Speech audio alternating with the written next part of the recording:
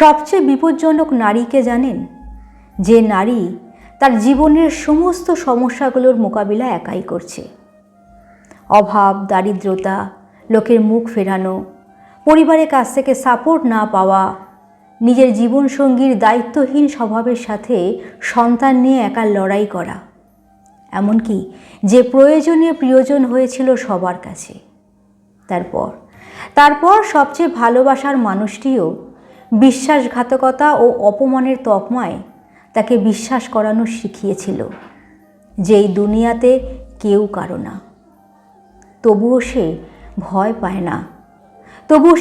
পায় না নতুন করে ভাঙতে। সে নারীটি সবচেয়ে বিপজ্জনক। কারণ কি জানেন?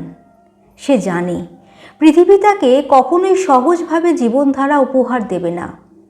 সে জানে নিজেকে কিভাবে ভাঙা টুকরো থেকে জুড়তে হয়।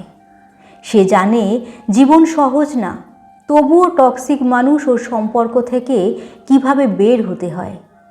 সে জানে ঘুরে দাঁড়ানোর কৌশল কি।